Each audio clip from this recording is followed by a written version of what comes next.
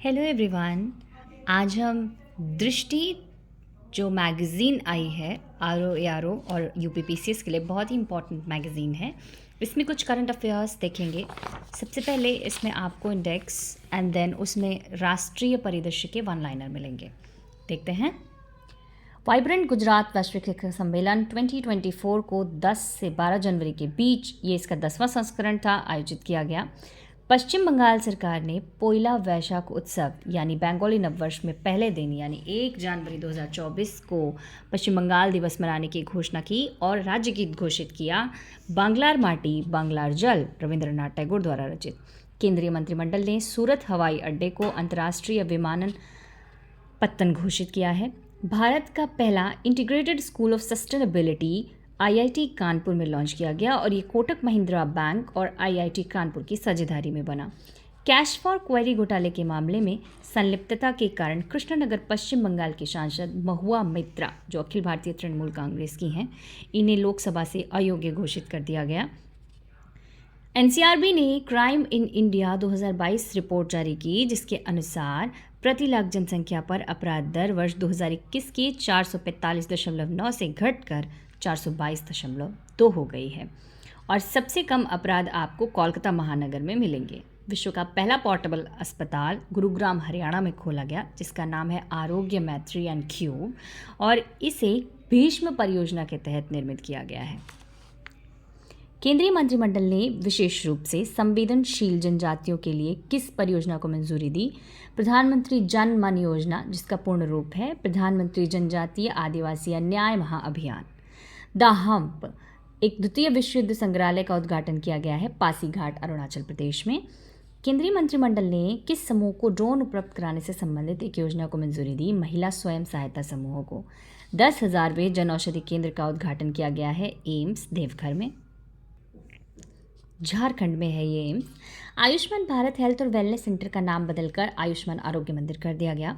काशी तमिल संगमम का दूसरा चरण वाराणसी उत्तर प्रदेश में 17 से 30 दिसंबर 2023 के बीच आयोजित किया गया। गुजरात ने घोल मछली को राज्य मछली घोषित कर दिया। किस राज्य के रिस्पॉन्सिबल टूरिज्म मिशन को संयुक्त राष्ट्र विश्व पर्यटन संगठन की ग्लोबल केस स्टडीज लिस्ट में शामिल किया गया? केरला। पहले 3D प्रिंटेड मंदिर का अनावरण किया गया सिद्दीपेट, तेलंगाना। साथी पोर्टल किसके द्वारा लॉन्च किया गया? केंद्रीय शिक्षा मंत्रालय और IIT कानपुर। साथी पोर्टल का पूर्ण रूप है self assessment test and help for entrance examination. अग्नि पहल केंद्रीय आयुष मंत्रालय ने शुरू की, जिसका फुल फॉर्म है आयुर्वेद ज्ञान नैपुण्य पहल। किस शहर से विकसित भारत संकल्प यात्रा का शुभारंभ किया गया? इसकी डेट भी इंपॉर्टेंट है। 15 नवंबर 2023 को खूंटी, झारखंड से विकसित भारत संकल्प यात्रा का शुभारंभ किया गया। किस राज्य द्वारा हर बच्चे के लिए हर अधिकार अभियान लॉन्च किया गया? उत्तर प्रदेश। सेकेंड पेज पे आते हैं। City investment to innovate integrate and sustain 2.0 कहाँ लॉन्च किया गया? न्यू दिल्ली। इसका उद्देश्य है एकीकृत अपशिष्ट प्रबंधन के साथ चक्रीय अर्थव्यवस्था को बढ़ावा देना। उत्तर प्रदेश का पहला भेड़ बकरी पालन प्रशिक्षण केंद्र इटावा में खोला गया।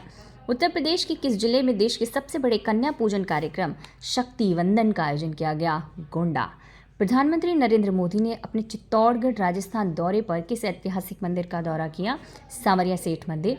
जब प्रधानमंत्री छत्तीसगढ़ के दौरे पर थे तब वहाँ उन्होंने दंतेश्वरी मंदिर का दौरा किया था, और उत्तराखंड में जब वो थे तब उन्होंने गुंजी, एक गांव है जो उत्तराखंड नेपाल की सीमा पर है, उसका दौरा किया।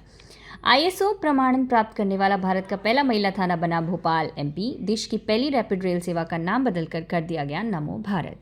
राष्ट्रव्यापी ऑपरेशन चक्र 2 ये साइबर अपराध से संबंधित है और इसे लॉन्च किया केंद्रीय जांच ब्यूरो ने। गृह मंत्री अमित शाह ने सामूह शहीद स्मारक और पुस्तकालय का उद्घाटन किया गांधीनगर, गुजरात में, जो 1857 की क्रांति से संबंधित है। और अभी हमने पीछे देखा कि हम नाम के द्वितीय विश्व युद्ध से संबंधित भी एक स्मारक का उद्घाटन किया गया है पासीघाट, अरुणाचल प्रदेश में।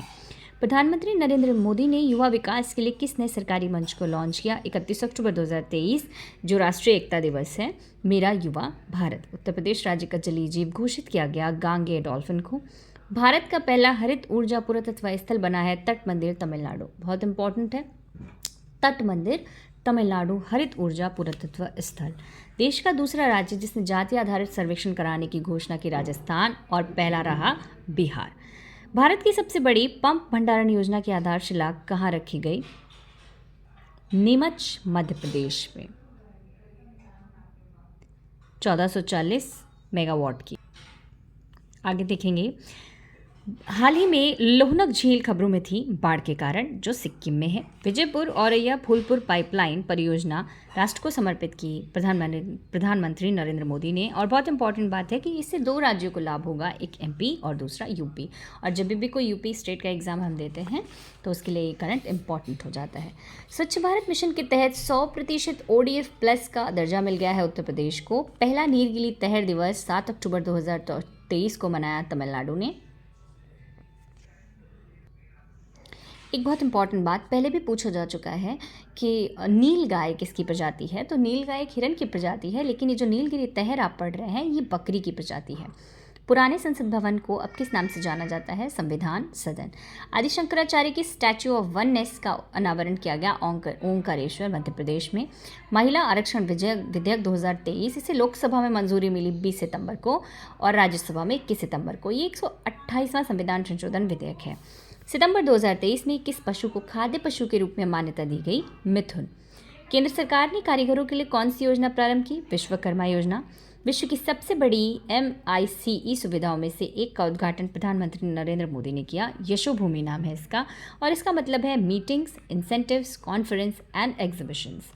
एथिलीन क्रैकर योजना की आधारशिला रखी गई बीना रिफाइनरी, मध्य प्रदेश में। और अभी आपने एक और योजना देखी, पंप भंडारण योजना, नीमच, मध्य प्रदेश में।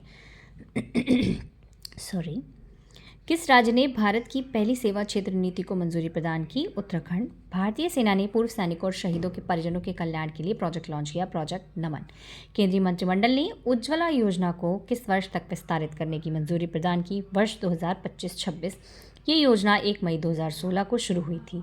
स्वच्छ वायु सर्वेक्षण 2023 में राष्ट्रीय स्तर पर 10 लाख से अधिक की आबादी पर शीर्ष 3 शहर हैं इंदौर, आगरा, ठाणे।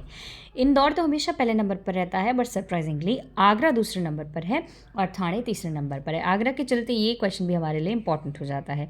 केंद्र सरकार ने उधमपुर रेलवे स्टेशन का नाम बदलकर कैप्टन तुषार महाजन रेलवे स्टेशन कर दिया। उत्तर प्रदेश की सरयू नदी में जटायु क्रूज सेवा आरंभ की गई। उत्तर प्रदेश का पहला ग्लास स्काई वॉक बनाया जा रहा है चित्रकूट में। आयुष्मान भवा अभियान का उद्घाटन कहाँ से किया गया? गांधीनगर, गुजरात से, आभासी रूप से। तो ये थे दृष्टि के 1 लाइनर राष्ट्रीय, और आगे हम देखेंगे बाद में अंतर्राष्ट्रीय। Thank you.